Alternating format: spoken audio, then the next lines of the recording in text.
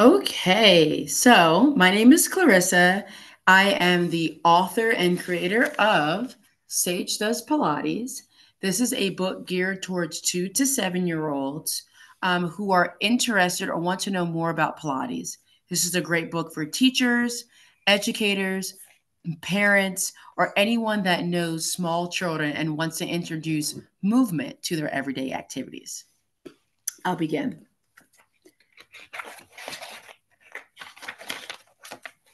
This book is dedicated to my two daughters, Samara and Sage, who I love dearly.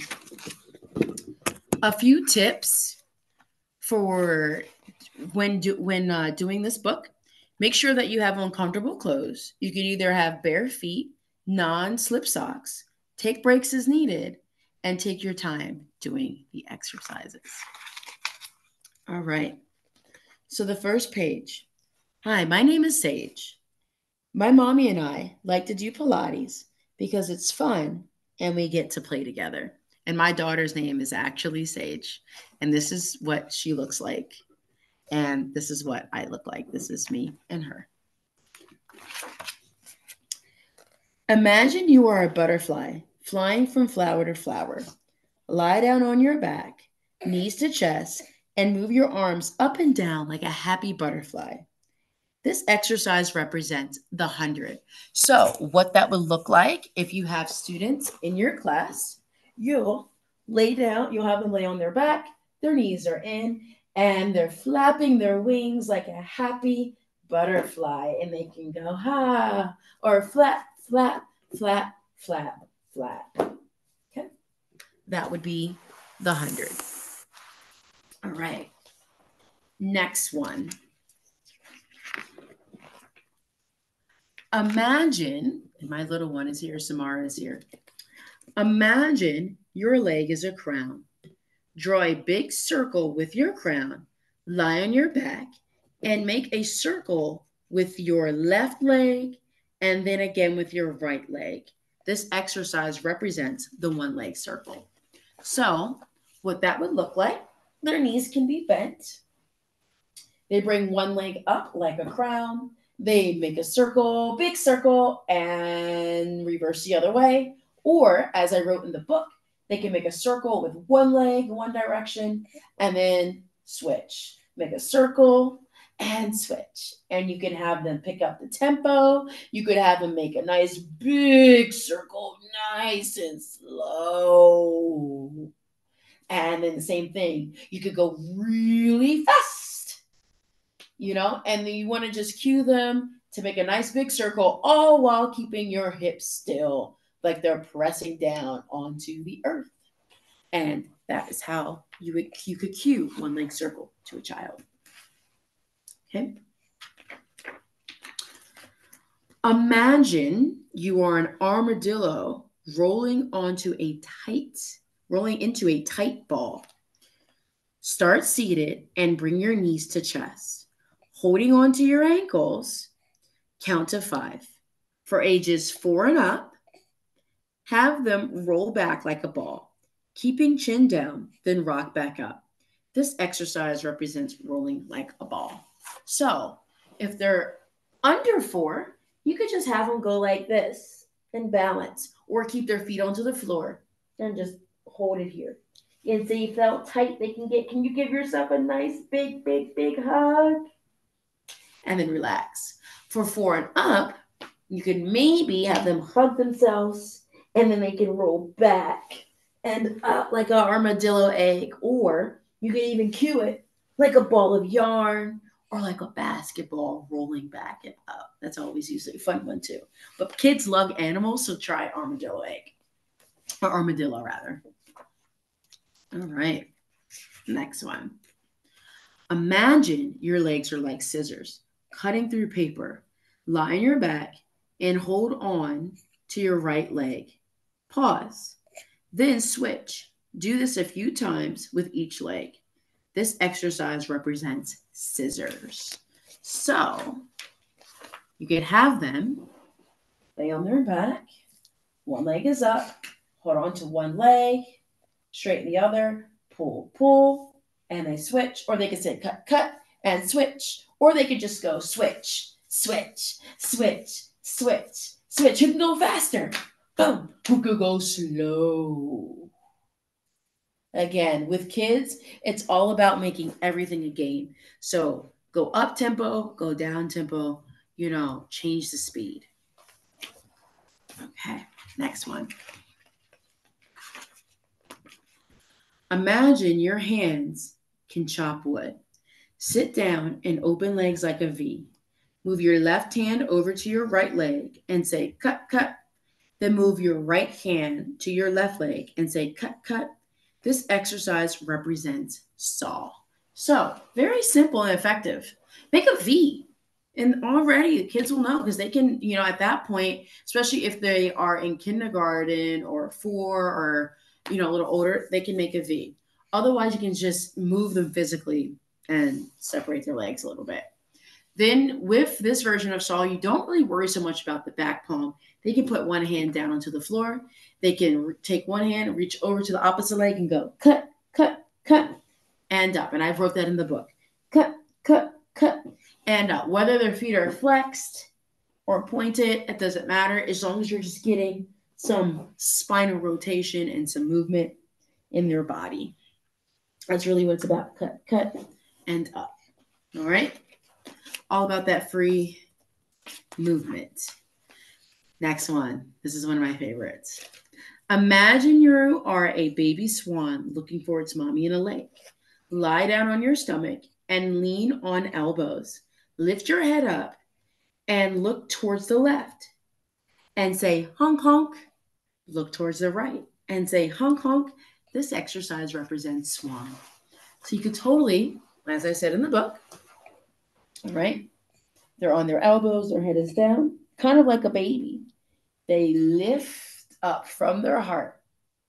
They look maybe towards their friend and go honk honk, and look the other way, honk honk, and look center and come back down. And press into the elbows, lift up, look left, honk honk, look right, honk honk, look center, and come back down. And you can have them do it a couple of times. You can add in the neck roll, of course, or you can just stick with the traditional and just say honk honk, right? It's all about having fun. The next one, I know you see my little one rolling around. She's saying honk honk too. All right, next one. Imagine you are a turtle. Sit on your legs and place your tummy and chest on the floor. Place your forehead down onto the floor and stay still for 10 seconds. This exercise represents the rest pose. So they're like a turtle in a shell. So they're going to make that turtle shape. And their forehead can come down and they can rest. They can even place their hands onto the mat. Forehead can rest down. And they're here, and you can even count them down and make it like a game. You could say 10, 9, 8, 7, 6, 5, 4, 3, 2, 1. Blast off, wake up. And then you can go back to sleep. And blast and wake up. And go back to sleep. And blast and wake up. And go back to sleep. And that would be your rest pose. That last part is not added in. I left room in these books for teachers or educators who are familiar with the Pilates work that have autonomy when they're cueing these exercises to make it more specific for their class or the age group that they're working with. Okay. Imagine your body is a bridge for cars to go under. Lay on your back with knees bent. Lift your bum up in the air and allow the cars to pass under you. Vroom, vroom. This exercise represents shoulder bridge. So, right? Something that you can say in class. You have your hands down by their sides here, of course. And you say, open your tunnel, lift your hips, let the cars go through, vroom, vroom, vroom, vroom, vroom, and then come back down. And lift your hips up, let the cars go through, and come back down. And even my 7th-month-old is paying attention, just off of how I'm saying it. Lift up, vroom, vroom, vroom, and back down. And lift up, vroom, vroom, vroom, and back down. And they can go a fast bridge, fast, slow, fast, slowly bring your bridge down. And that represents the spinal articulation, but they don't know what that means. So you just are using your voice to articulate will allow your students to get a little bit more out of it. Okay? All right. The next one. Imagine your body is a peace sign, right? Because a peace goes like this. Sit on your bottom, then bring your knees to your chest. Balancing on your bottom, reach arms up to sky, and then reach legs up to the sky. This exercise represents teaser 1, right? So in teaser 1, your body is like a peace sign, right?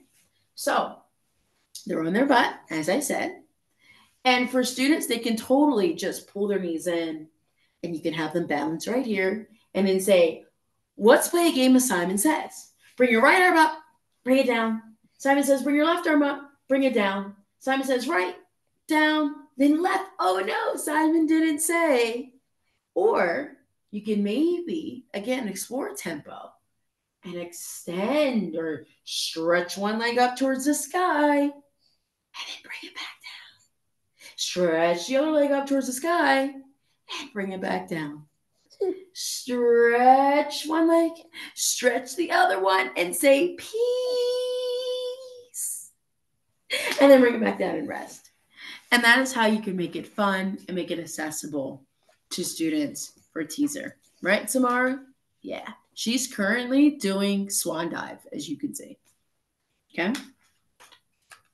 All right, next one. Imagine you are a mermaid sitting at the beach. Sit down with legs folded to the right, lift your left arm, and then bend towards the right.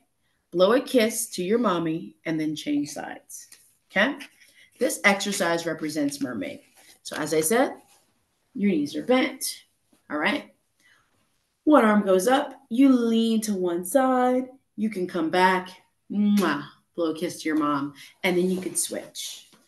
And you bring one arm up, you lean to one side, you come back, mwah, and blow a kiss to your mom. Or you can blow bubbles, you can blow raspberries and go, because my little one is entertained off that, right? So I can be up here, I lean, I come back, and then I switch. And I come up, lean, come up, and that's how you can get into mermaid. Many ways to do it. But this kind of just sets you up for success. Okay? Last but certainly not least, you have seal. Imagine you are a seal clapping its flippers together. Sit down and take your feet into your hands and clap like a seal and say, arf, arf. This exercise represents seal. Okay? So, of course, with kids, they're not going to dive their hands off. That's very complex for a lot of kids to do, especially when they're super young. But what you can do is have them just grab their ankles and say, can you hover your feet off and balance onto your bum and go arf, arf, arf, arf, arf, and arf, arf, arf, arf, arf. Can you do it, Samara? Arf, arf, arf, arf, arf. And arf, arf, arf, arf, arf. Arf, arf, arf, arf, arf. And arf, arf, arf, arf, arf. And relax. And even, like I said, kids as young as 7 months be entertained by the movement of the book. And the bright colors, as you can see, they're very stimulating to the eye. And being that she's so little, she's already like intrigued by it. So this would be a book that you can even read to somebody 7 months. I said 2, but heck, 7 months.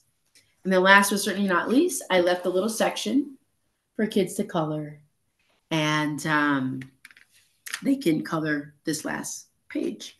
So my ultimate goal, is to introduce children to Pilates at a very young age, just as I have done and currently do with mine. Bring it in schools, get more movement in their bodies throughout, all while encouraging students to read at the same time. So I hope that Pilates for Kids inspires you to teach this to your children or kids that you may know. And it's my hope that in the future, more kids are doing Pilates at a younger age. Hope that you enjoyed this. Bye. Say bye, Samara. Say bye. You say bye. Bye.